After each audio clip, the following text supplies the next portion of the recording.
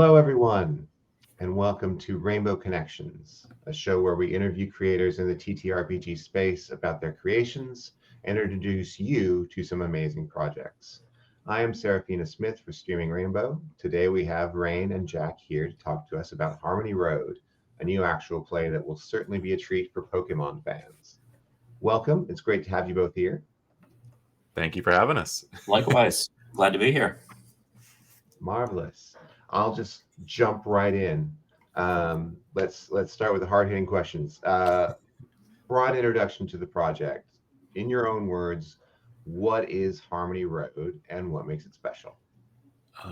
Harmony Road is kind of a callback to classic Pokemon. Anybody that's watched like the original Pokemon series with Ash Ketchum and all that, like the OG series from the 90s, is probably going to really appreciate it just because I'm really trying to go, while still having current Pokemon and current mechanics, have some of that classic flair that I'm really trying to avoid the we're blowing up the world kind of theme that's been like Pokemon's vibe lately, and just go back to classic Team Rocket's doing something bad because they're evil. We should stop them. That kind of vibe. I think what also makes it special is just our cast. We've got some amazing people that are just so passionate about multiple aspects of Pokemon. And I think those bits of it really will show and shine true as we go along. What about you, Jack? What do you think?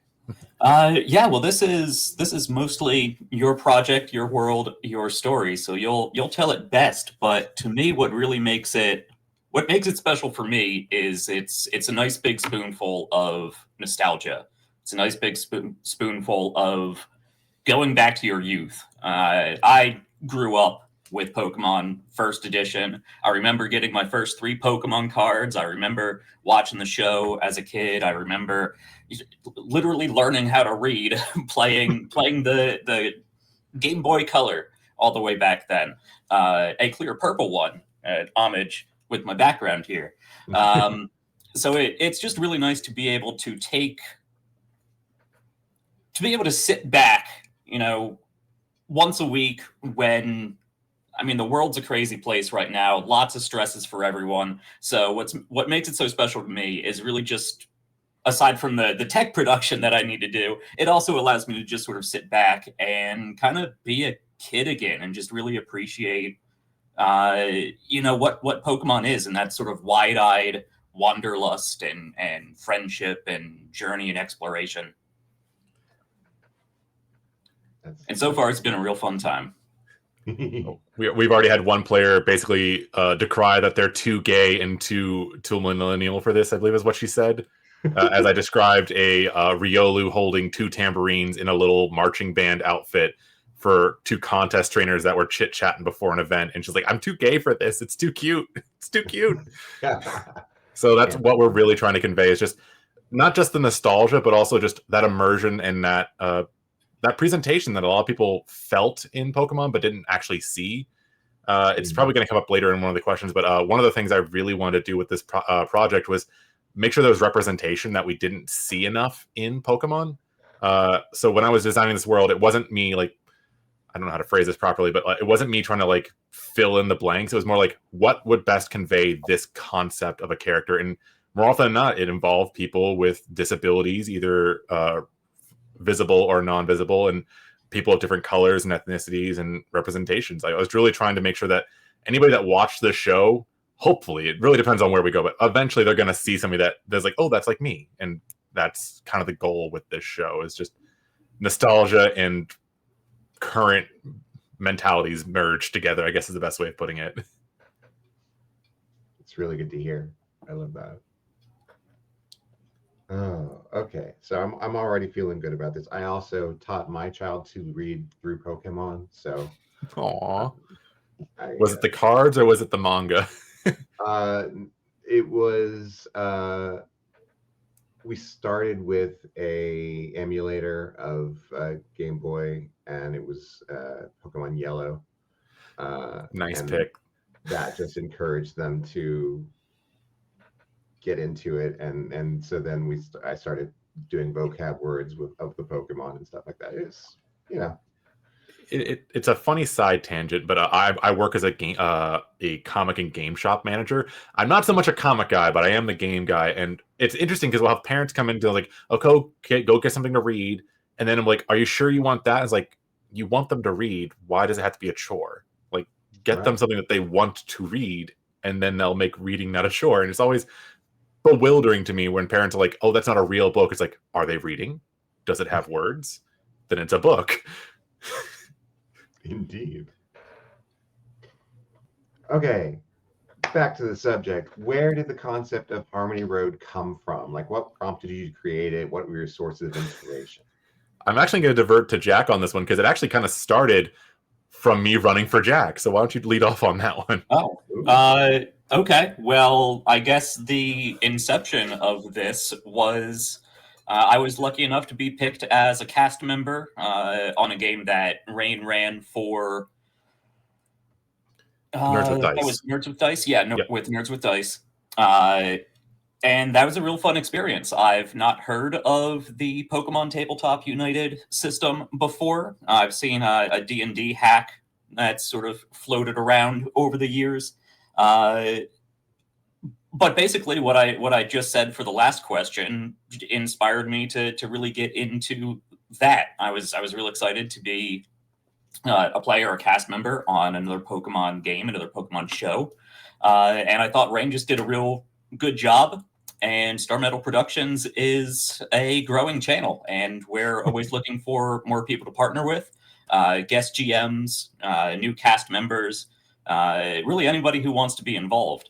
So after the game, I said, hey, Rayne, this was a great time. I think you tell a great story. Would you be interested in coming on the channel and running something similar? And from there, I think we just sat down and talked over it. And by then, Rayne, I believe you already had your concept for Dwala and the story that you're running. And Harmony Road sort of just kind of happened, I guess. For me, it's a play on Victory Road, the path just before you get to the Elite Four.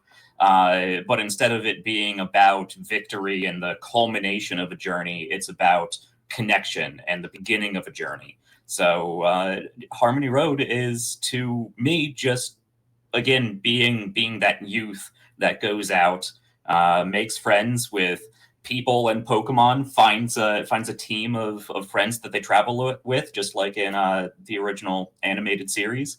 Something you don't really get from the video games. Being able to travel around with other people and feel like a team with Ash and Brock and Misty and all that. So that's the inspiration for Victory Road, Harmony Road, on my end. And then, Rayne took it and ran. So the game I had ran for Nerds with Dice was the concept was I'm assuming you've watched a lot of the original. So Sabrina from the original series would turn people into dolls, and I was like, that was such an interesting but kind of messed up concept. What can I do with this? And I was like, what if we had a place that used to be like a home for Pokemon that lost their trainers and such, that then lost the people taking care of them, and what would they do? And eventually I was like, what if they got bored and they made a haunted dollhouse that they would like capture people and play with them because they didn't know better? And so that was so they basically were turned into toys and were wandering through a little dollhouse that Ghost and Psychic Pokemon put together to play with, and it was just them trying to work their way through. So that was the game I ran for them, and I had already been working on Duola. I hadn't settled on the name yet, but I knew that I wanted a game where when you play the video games, as Jack said, you don't often have teammates. Like, you have a rival and you have people that you might see on occasion, but it's only ever you battling them. I really wanted a game that focused on the actual journey and the connection, and not just with you and your fellow trainer and your Pokemon, but also just the people you meet along the way. The show often has you meeting people, but often you never see them again. You don't really build that much of a connection. I think the best we ever get is Cynthia or a couple of the gym leaders, but that's about it. And so that was what I was really trying to aim for with that, is just make a game where it's like you had a reason to have a party.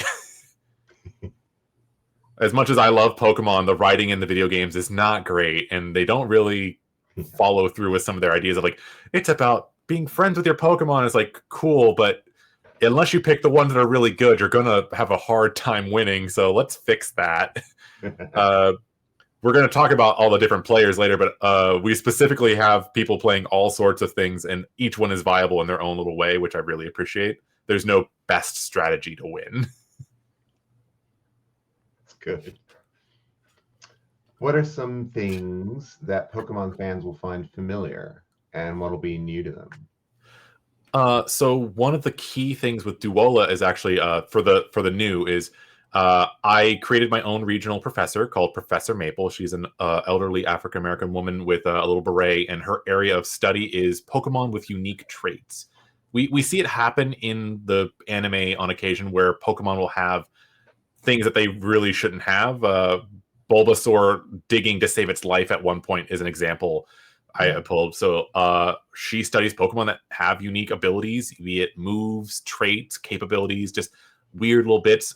There's also giant Pokemon is another example of just that. And then, for example, Crystal Onyx is another example. So that's going to be something new where it's just interesting Pokemon with unique traits that might pop up. Each of the trainers has a unique Pokemon, though the degree of what it is unique is not quite known yet.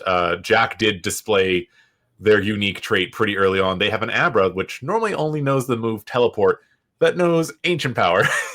Oh. He lucked out. We're not to give it all away. I have a chart, and you basically roll to see how strong the unique thing is, and he rolled pretty well, so it worked out.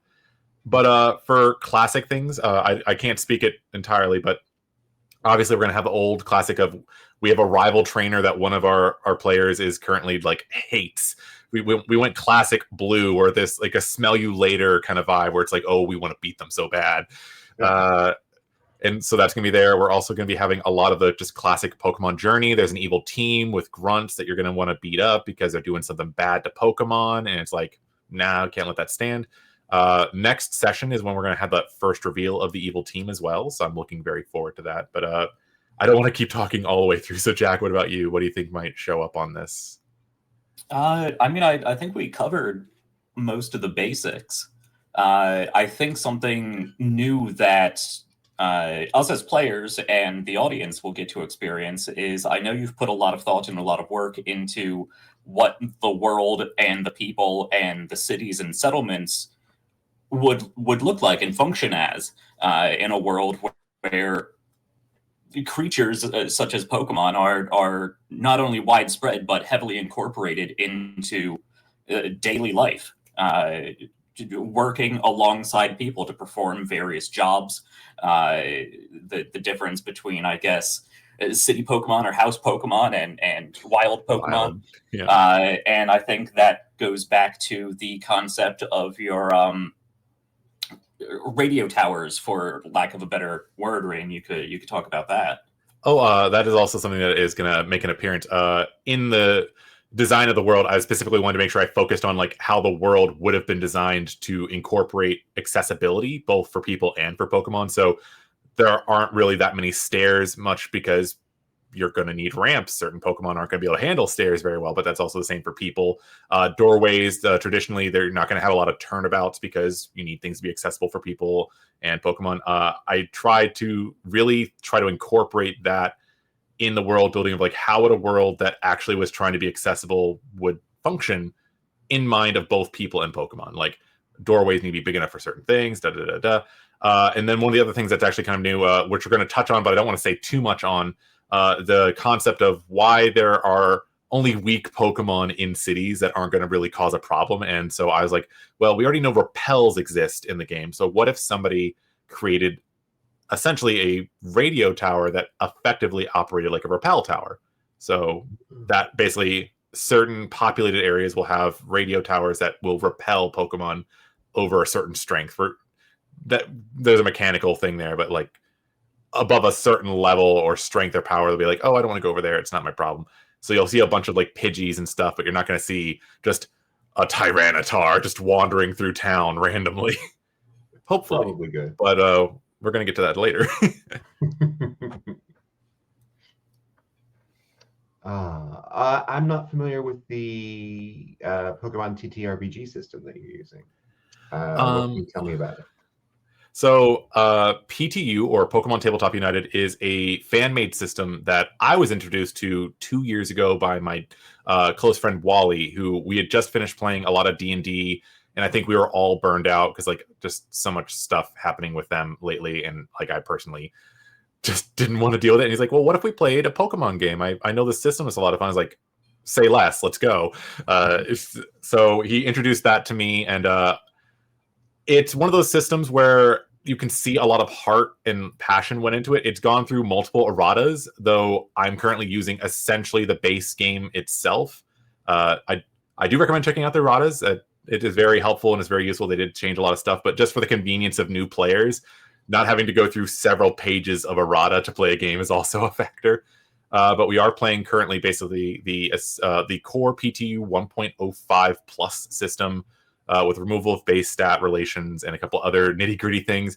If anybody ever wants to learn how to play it, I actually have several videos on my YouTube channel that teach you how to play. I did realize recently I did make a mistake with math at one point in a video, and I'm feeling deep shame about it, but I'm going to leave it there. So Pokemon Tabletop United is a system that does all the things I wanted a summoner to do in any sort of system, where it's you catch a thing and then you get to summon it, and it also has abilities that you can change out and adapt, and you can make it uniquely your own.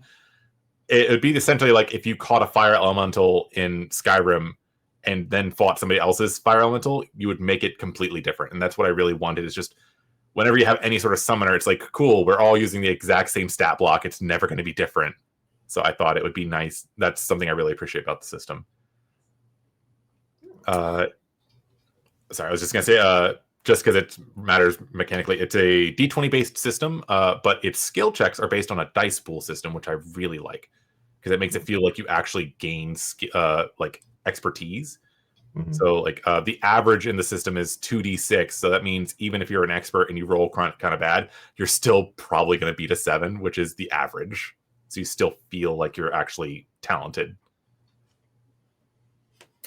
And the system does a really good job of taking all of that stuff that's sort of in the background of the video games and incorporating it into the background of the system itself, which sounds like a lot of math and a lot of crunch, and to an extent it is.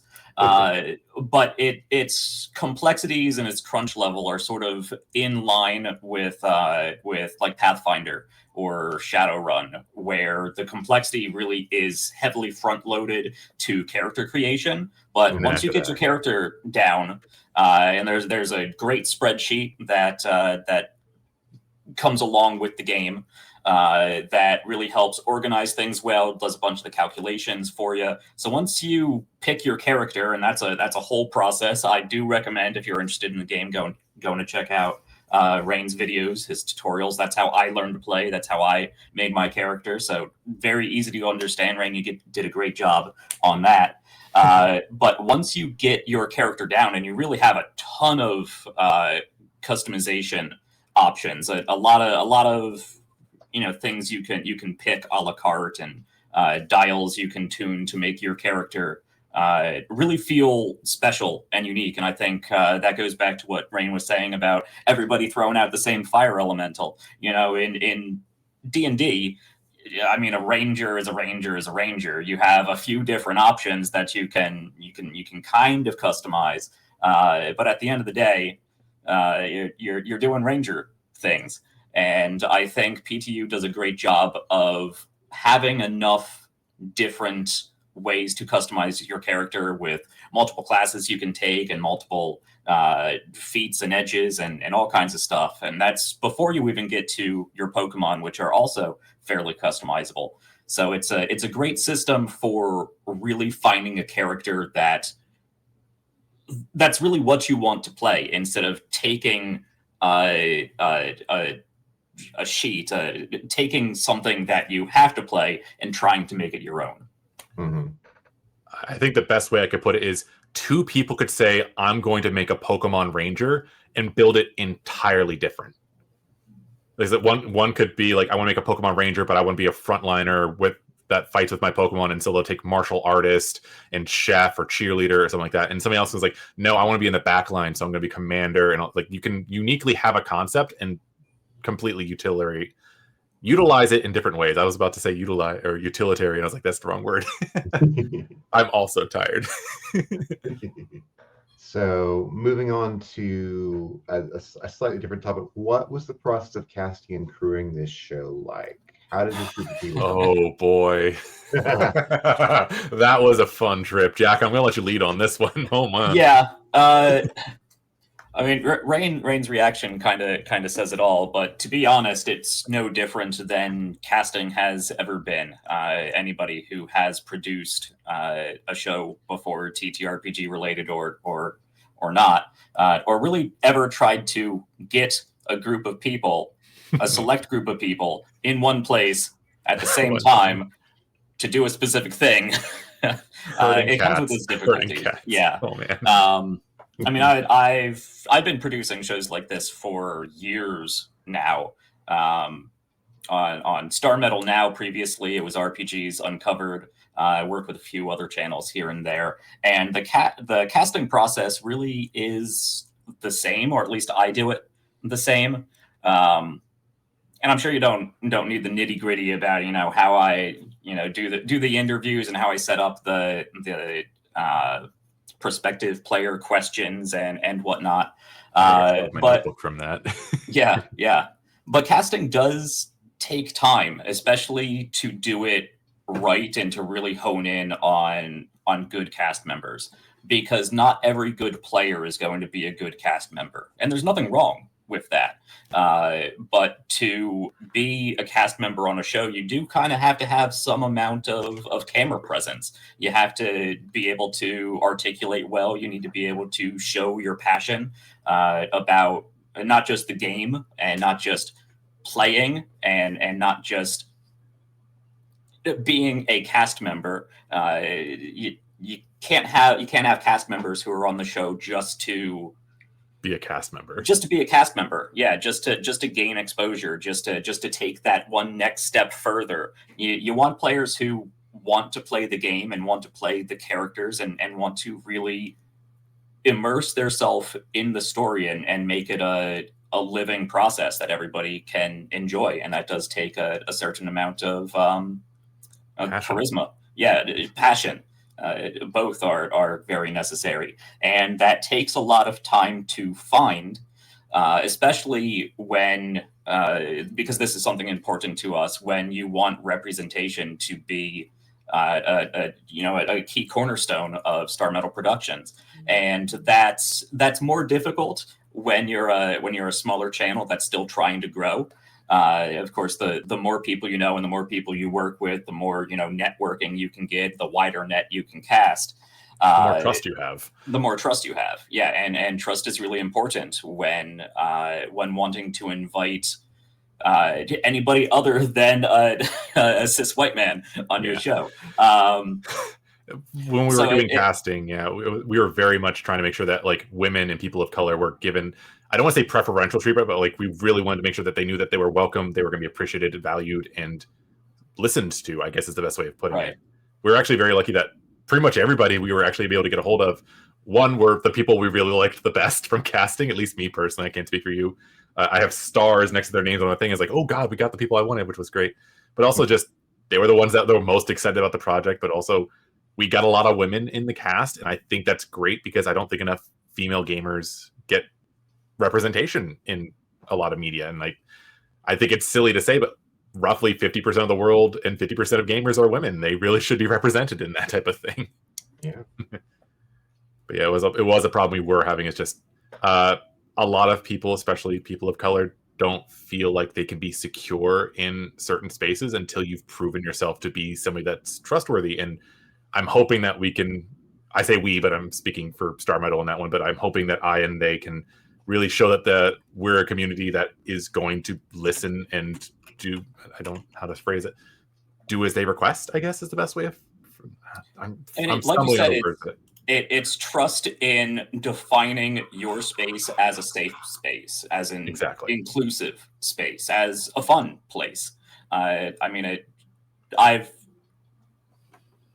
you can have one of those without the other, and I think it's really important to have all three. And really, it just takes time to build trust.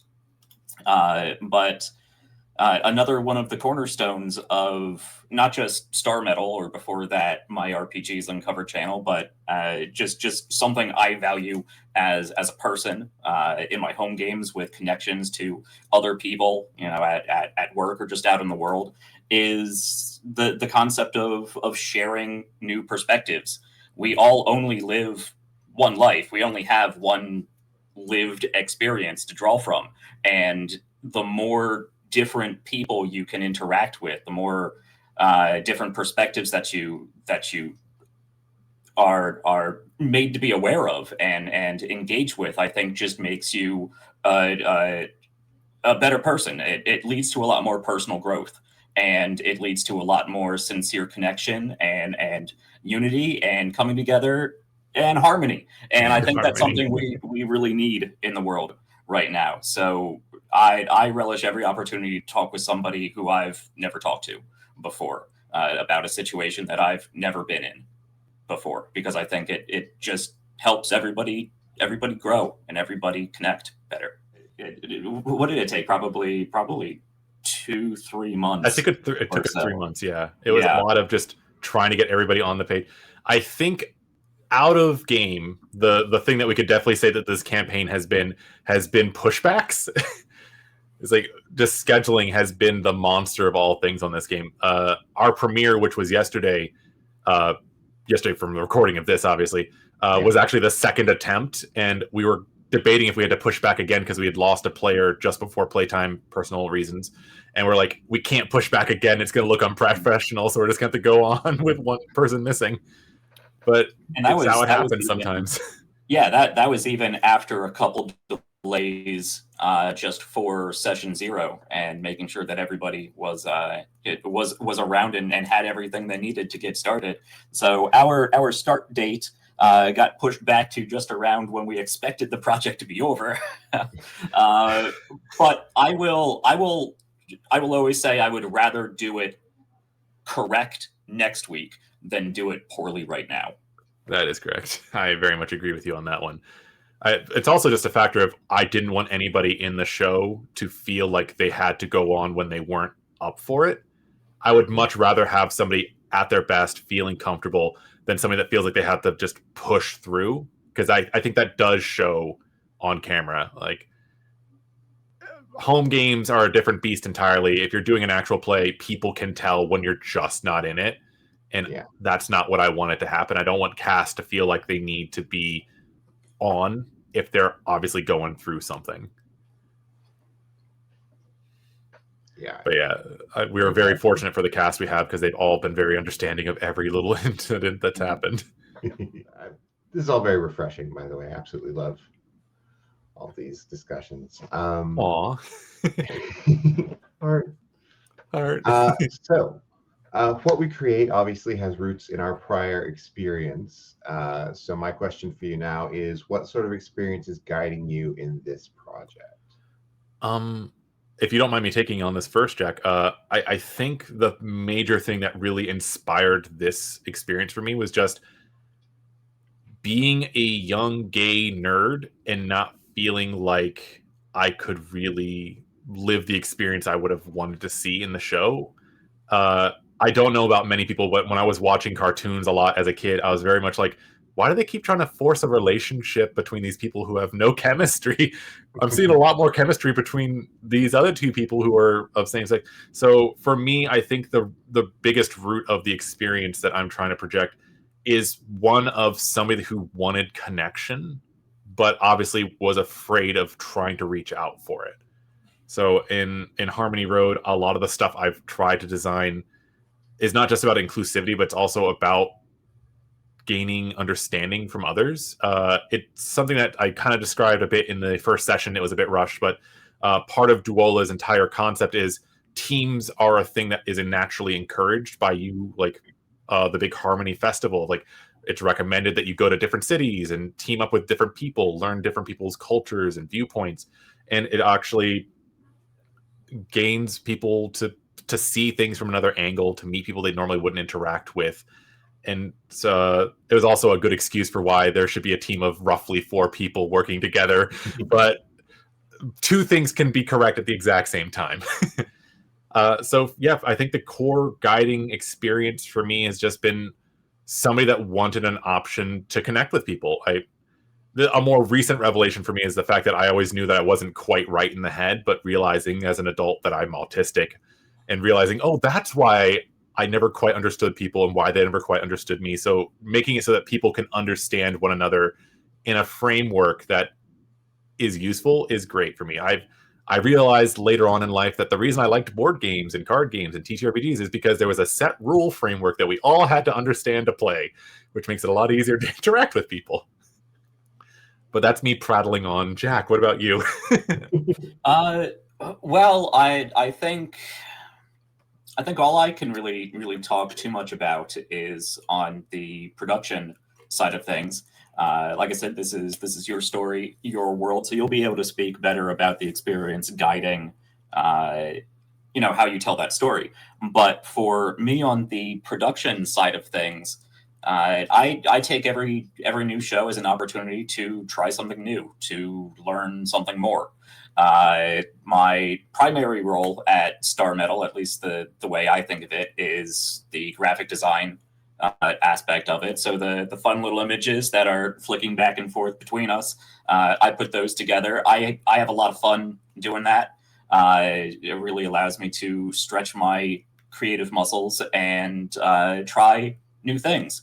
I did not go to school for art or for graphic design. It's just a passion project that has come up for me. So I have to teach myself, how all the tools work and how best to do this, that, or the other thing. And that continues with the trailers I make, which I had a lot of fun with this one that we play at the beginning of the show. Yeah. And so that was a lot of fun to make. But on the production side of things, yeah, I just want to... I'd like to have the opportunity to sit back and just be a player while I produce, because production is hard enough on its own, let alone when you are trying to GM the game, which on its own is more than just GMing the game. It's a directorial experience, because when you're doing a home game, you don't need to worry about pacing all that much. You don't need to worry too much about when the break is and what sort of cliffhanger you're gonna leave it on, or be able to set up cliffhangers for the end of the show, or how do you nudge the players along because they've started prattling on about cheeseburgers for the past 30 minutes. Yeah, exactly. So it really is a combination of trying to herd cats while being the maestro of a symphony that those cats kind of understand the instruments for. That's a wild analogy. It kind of ran away from me, but I mean, production is kind of like that, and it takes a lot. So being able to sit back and be able to do those production things while I'm just a player and really only need to worry about my side of the stuff, allows me to do more with scene changes and different overlays. So I have some fun things coming up in the upcoming episodes, using transitions. Making some plans. Yeah, using transitions differently. Trying to set up a sort of role play scene with establishing shots and use of character models. So this show is going to be a lot more than just 5 people in camera boxes over an image. I want to make it a lot more immersive and engaging. Try to bridge that gap that I think a lot of TTRPG, actual play producers are trying to get to, which is how do you best make a game also a show? Mm-hmm. And that bridge is wide and surprisingly narrow, and you really have to work on it. You kind of have to build it as you're going. Which I think in one way is actually a reinforcement of what we're after, because it also means that the fans and the viewers are going to give us ideas and things that are like, oh, I wish we had done this so that they could have seen that. It's like, well, now we know that we should do that. It's like the show yesterday is like, oh, we forgot to put this in there and we really should have done that. And now we know for next time. I actually have to go back and rewatch our own show to see me going like, oh, we should have done this. It's like, make a note of that. Have to be careful going back and watching your own show, because you will find. Trust me. Hindsight is always 20/20. There's always going to be something you'd want to do differently. I cannot watch my old videos, in part because I can't stand the sound of my own voice, but it's also me realizing, oh, I should have phrased that differently. I could have done a better skip on there. I also regrettably have some things I just don't want to look at anymore, but yeah, I gonna have to suffer through it for the art. I have to do it for the fans. Okay, let's talk about characters. Who are the main characters of the show? What are they like? This is the thing I've been the most excited for like the entire interview. I was waiting for you to say this, because the 4 cast members we have for this show are just so hilarious. Jack transferred his PC from the one shot, almost not one for one, but kind of the same vibe. So I'm gonna let him read off, just because he is a player and his PC is one of my favorites, but they're all my favorites, so it's all fair. Yeah, we have a great cast, and to be honest, I mean, I'm in the cast because it's my channel and I want to be on the cast. So I cast myself. Sorry. No, but yeah, Hevered Hart is actually a character that I've been playing for years. I do have a sort of core collection of characters that I kind of reuse and sort of sliders my way. And that reference is going to date me. I don't know how many people are going to know sliders, but take my character and pluck it out of one setting and put it in another, and get to experience how that player sort of evolves and grows and experiences in different stories and different settings. So Hevered Hart, the first incarnation was sort of a D&D Vampire the Masquerade mashup, and Hevered worked his way up to be Baron of some Fantasyland city somewhere. That was a while ago. Then Hevered reared his head for an SCP game. That was a lot of fun. And well, now he's here. And Hevered is in this story, in this installation, is a how did I phrase it? Pokemon psychology or Jeez, now I'm forgetting it. Yeah, Parapoke investigator, or that's something what it was, like that. Yeah, so he's in his late teens, and I mean, we've all been in our late teens before. You latch onto something and you really hone in on that. So he is a late teen trying to be Men in Black in Pokemon, an investigator of strange phenomenon, ghosts and psychic stuff and fairies, mythology and the paranormal, Ghostbusters kind of stuff. X-Files. X-Files, yeah. So he's the guy who's always dressed in a real nice suit and keeps his sunglasses on indoors. Because that's what Men in Black do. They're real straight faced. They have this persona that is projected in a very sort of I don't want to say cold, and I don't even really want to say rigid, but a sort of stoicism in their professionalism. And what I'm most looking forward to is seeing Hevered realize, or probably more appropriately, be pulled out of that latching onto that concept that he has been by the rest of the cast, and see him transition from what he thinks is the ideal of a paranormal investigator, and really connect with the other cast members and really develop those relationships and put feeling and reason and connection behind the stuff that he does, more than just curiosity and wanting to be a secret agent that goes around and pokes weird things, which I'm going to be doing plenty of, I'm sure.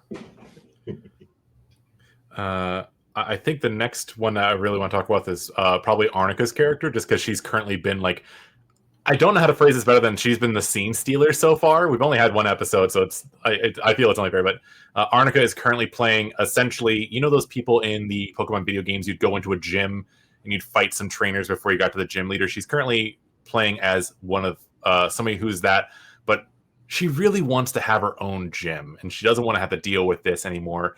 And we probably should have mentioned this earlier when we were discussing the Pokemon world, but while the players may not likely do the gyms just because time is a factor and we only have 3 hours to do an episode, I specifically designed all the gyms in this world, for the most part, to not be monotype gyms.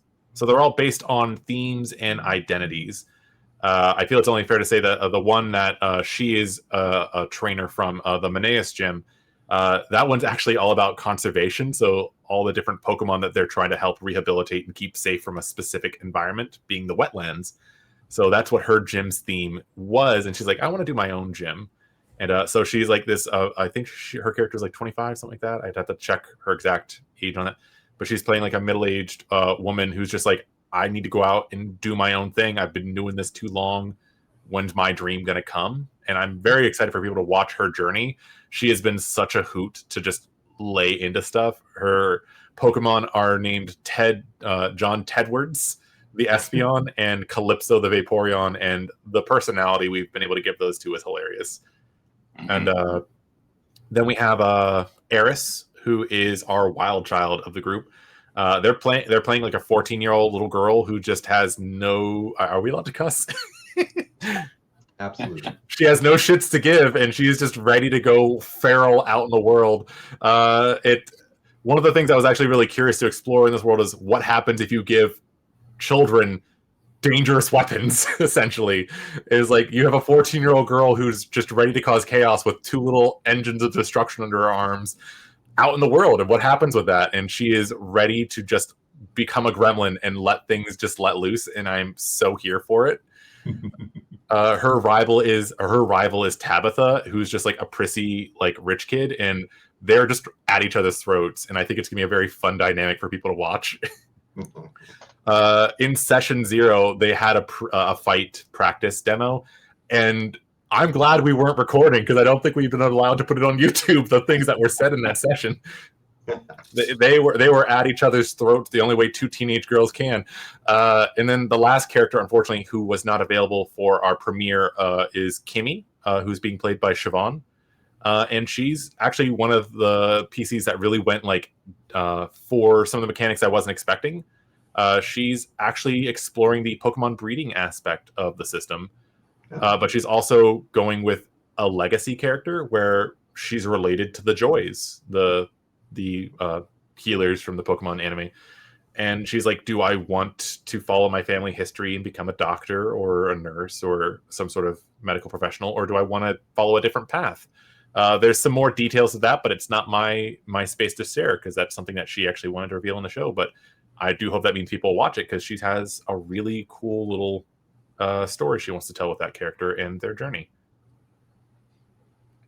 Yeah, and we've said it before, but we really did get very lucky with our cast.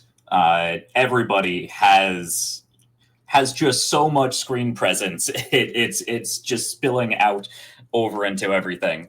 I was honestly worried. Sorry. In the one episode we've had to this point, I already have a good understanding of who these characters are and why I adore them. So they put a lot of work and a lot of thought and a lot of themselves, I think, into their characters, and that's what's really important to me as a producer. Again, going back to that casting question, it's one thing to play a character; it's another thing to be that character. And I think the rest of the cast really does that, and they're having so much fun, and I love seeing it. I think that's the perfect way. As a GM, my biggest fear was that we were going to have moments of dead air, and while I can improv, there's only so many times that you could just vamp, and I was like, okay, I really hope I don't have to do too much of that. I did not have a single moment where I had to worry about dead air in this entire show. People were ready to latch on to anything and everything, and I loved to see it. It just makes a GM proud where it's like you put an idea in front of somebody and it's like, mine, let's do something with this. Yes. So we're talking about your cast. Let's talk about the people behind those characters. Who do you got? Who's behind this camera and who's in front of the camera? So currently, we don't have many people behind the camera at the moment. It's mostly me and Jack right now. Personal reasons for various reasons, but it's mostly been me like making various I don't want to say creative decisions and being like, hey Jack, can you make this work? And Jack's been like, bro, I got you. And then he makes it better than I anticipated it being. I'm currently working on a bunch of Hero Forge minis for when we have role play moments, because we realize that we probably really should have a visual for that. So we're getting that set up for, as they described it, the role play scenarios, which I think is going to be great. So we have some visuals for that. But yeah, Jack has been the honestly, I think they're wearing roughly 4 or 5 hats right now. It's a lot, and A lot of hats. it's a lot of hats. And I am hoping that by the time we get to season 2, fingers crossed, this is basically season 1 / the demo to see if they think it's worthwhile for me to run anymore. So please do watch the show. It really will help me out so I can keep running it. But he's been putting on a lot of work, and I do hope that eventually we're able to get somebody else in there to help take some of the work off of him. But behind that's behind the camera, and then in front of the camera, obviously, is Jack and me. I have some experience with actual plays. I've been in a few, but this is my first long form one. So I'm also just a very excited individual, just trying to hope that my passion can make up for my inexperience. And then I really just want to shout out we have Arnica, who's Arnica Cross, I believe is her full screen name. Hopefully we'll have it show up here so you guys can check her out. She's a very passionate person. She did Girls Run the World, I think. Was that the name of her show? Was it Girls or Women? I can't remember. Girls Run These Worlds, I think it is. That's what it was. So she used to be a member of that group, and I think she still kind of is. I can't quite remember. Then we have Melissa, who is Honeybee Girl, I believe is her screen name. She's actually part of another Pokemon actual play using the Dungeons and Dragons hacked system. I think it's called Drampa and Dunsparce, or Dunsparce and Drampa, I think. Something like that. One of those two. Yeah. If you switch it around, you'll get it. So she has we were very lucky to get her because she has experience running in a Pokemon game. So that was a beneficial thing. And then the last person we have that's in front of the camera is Siobhan, who she's just really fun and passionate to be with. Unfortunately, she wasn't available for our last premiere, but from the session 0 and the times we've had to play with her, she has been you always need people to be the Icarus and to fly high to the sun, but you also need these people a little bit more grounded. And I'm not saying that she's not very good at getting her character out, but she is better at being the straight man to all the silliness that's going on, which I think you need. Because if a thing I like to say about TTRPGs is you need the bitter and the sweet. You can't have everything always be here. You need somebody to pull it down a bit so that you can re-ramp it up. So we've been very lucky to have her for that. Yeah, a lot of great experience and a lot of great passion, and just altogether wonderful people. Again, it's there is a difference between having a cast that is good at doing the job and having a cast that you love to hang out with and be friends with and enjoy each other's company. And I mean, we've only had this cast for a few weeks now, in actual usable immersive space, and they're all great, wonderful people that I love hanging out with every time. So shout out to all of them, and big thank you for coming on this journey with us, especially with the various delays and gremlins we've had to shoo away from the process. But on top of them, I can't forget to thank my other partners in Star Metal. I know they've had a lot of their own things going on and haven't been super involved in this process, but that doesn't mean they're not doing their own work in the background. We have The Eye, we have Tal Woodblaze. We've done 2 series previously that have featured the 3 of us in various combinations of player and GM. They are wonderful folks. They even when they are not available to take some of the hats, they really are available to be my friends, which is really important, because anybody who has done casting and production for a show knows that it can take an emotional and mental toll on you. So having those other two folks in the background has really helped me, bounce ideas back and forth, catch my breath when I need it, and just to get on and talk and play video games and de-stress in the background. But normally, Tao takes care of a lot of the YouTube shorts. He has put out a wild amount of YouTube shorts on our channel of various video games that he's played. He does quick 1 hour runs through video games to help get people into them or show somebody who is might be considering buying those games or playing those games, what they're like. And he's not only taken clips from those, but has gone through all of our other AP videos and pulled just some wonderful clips of us goofing around and having fun. And I know that takes a lot of time, and that takes a good eye for what's really going to hit well in the shorts market, and he does a great job at that. He does a great job with managing the social media, which is not something I ever want to touch again. But I have been begrudgingly wearing that hat for this season, just because I have to. We're a really supportive group of people, and right now he needs support, and we're supporting him. So we're stepping up and taking some of the roles that he's had previously, and it just really is refreshing to have this core group. So I just wanted to give them a shout out, because working my previous channel, RPGs Uncovered, it was just me. I wore all the hats, and I didn't have any friends to help me out, to talk with, to bounce ideas off of. I had cast members, and some of them, you connect with more than others, but really connect with those two.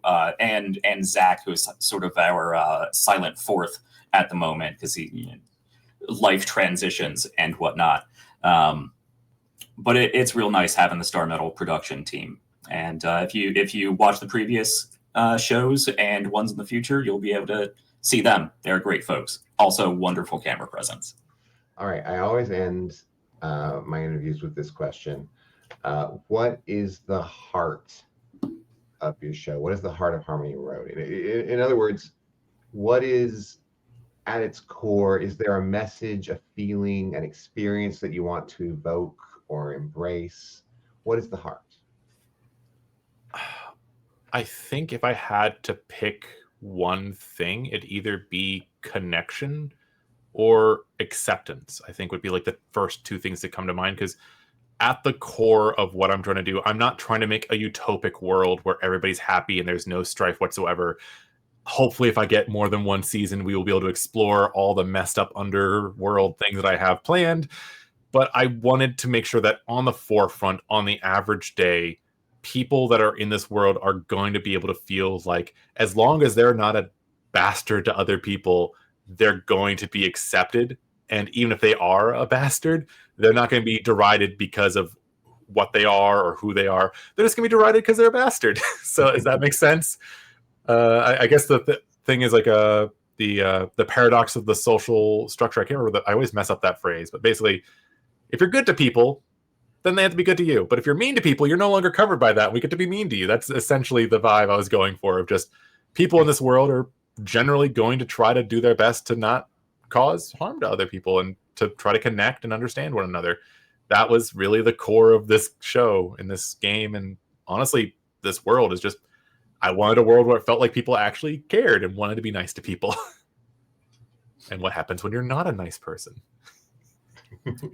Yeah, I think Harmony Road really says it all. It does what it says on the tin. It's about a journey of coming together, and that experience of coming together. Not only learning yourself and who you are, because all our characters are fairly young. I certainly consider 25 young. The older you get, the more you consider young. But we are all sort of still coming into bloom and still learning about ourselves. And you throw onto that the relationships you develop with your Pokemon, which Rayne is doing a very good job of instilling personality and voice to them. So you get to see the growth of those relationships as your partners along that journey, and then of course connection with the rest of the party, the team of friends who are going out into this world, and even beyond that, as Rayne said previously, the connections of meeting new people in these places and really making relationships with them. And I think for me, that's the heart of Harmony Road. It is a refreshing, youthful, nostalgic step back into being a kid, because kids will be friends with everybody. Yeah. Okay. We've gotten through the questions. It's time to plug. Tell us where, when, and how to find your work, and anything else you want to share with us. Do it now. All right, Jack, you start off. You remember where all the fun stuff is. Okay. Star Metal Productions. We are on Twitch and YouTube as Star Metal Productions. You can search that in the bar. It comes up first thing. I've checked. So you can find us live every Monday for Harmony Road. Knock on that pseudo-wudo that we don't have any more delays or gremlins. That'll so be every at Monday 8 p.m. EDT, correct? Yep, correct. 8 o'clock Eastern U.S. time over on twitch.tv/Star Metal Productions. The VODs will be up on YouTube, Star Metal Productions, on Thursdays, I believe is a good release for that. So if you are watching this, because this was pre-recorded, you can head over to our YouTube and watch the first episode of Harmony Road, because it will be up by now. So you can find us there. We are also on Blue Sky, and I believe that's our only social media. But like I said, deserve us. Yeah, really. So you can find us there. That is, I believe we are Star Metal Pro on Blue Sky, because they don't give you enough characters to put Star Metal Productions. So you can find us there. I think, that's about it for now on the Star Metal Productions side. If you want to find more of what I did before Star Metal Productions, you can go and check out RPGs Uncovered over on YouTube. I did a lot of really fun miniseries over there.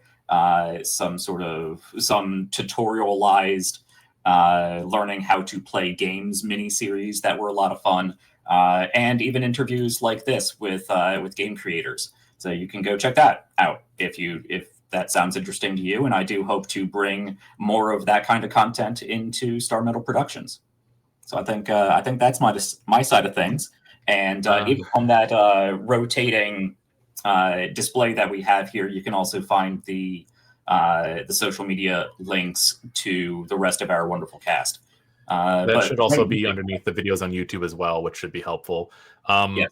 Speaking of YouTube things, I would love it if people would follow me on YouTube. I do have my own TTRPG channel that I am desperately trying to get to 1,000 followers. YouTube makes it very hard to grow these days, because they much rather let everybody just generate AI videos, and it's very awful and it sucks. But that would be Fennec Fables at YouTube. It should have just a happy, good-looking Fennec looking to the right.